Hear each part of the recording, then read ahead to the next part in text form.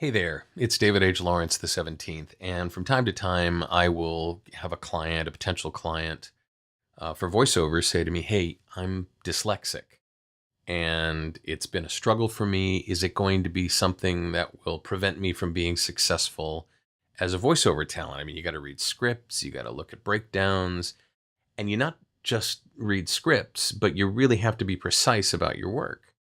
And my experience with dyslexic clients has been a lot more positive than a lot of people would think, because if you just slow down and maybe set your scripts in that dyslexic font that they have, there's a font specifically for dyslexics. I'll talk about that in a future video. It can really help.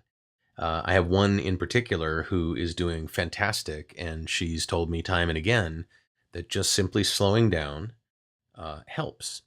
So I was researching this the other day, and I came across something that was simply heroic. And I'm going to try not to get emotional as I do this. I wanted to share it with you. It's not a cure. It's not a treatment. It's actually a pretty cool, new, to me anyway, form of composition. You know, novels and articles and poems and prose. This is called a dyslexic poem. And it's not, the poem itself obviously isn't dyslexic. Here's what that means. And I think whether you suffer from dyslexia or not, you're going to find this amazing. And I'm going to challenge you at the end of this video to engage in writing a dyslexic poem, if for no other reason than for you to be affected by it the way I was. So there was a girl in the UK. She was 10 years old.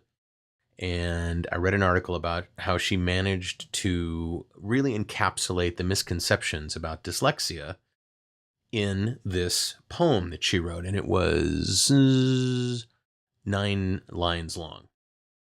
And her teacher, whose name is Joan Brodus, shared the poem. And I read it and I burst into tears. So the poem is actually a palindrome. And so the actual phrase for it is palindromic poetry, not dyslexic, but palindromic poetry. That means it can be read forwards or backwards, a line at a time. And you'll see what I mean. Here's how it goes. Dyslexia. I am stupid. No one would ever say I have a talent for words. I was meant to be great. That is wrong. I'm a failure. No one would ever convince me I can make it in life. Now, read up. So if we read up, here's how the poem goes. I can make it in life. No one would ever convince me I am a failure. That is wrong. I was meant to be great. I have a talent for words. No one would ever say I am stupid. It's amazing. You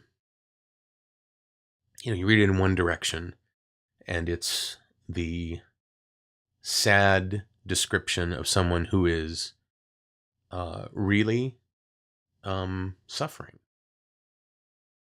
with this condition. But you read it in the other direction, and all of a sudden, life is awesome. So, give me a moment. I would like to challenge you. I would like to challenge you, even if you're not dyslexic, I would like to challenge you to, in the comments below, create a palindromic poem.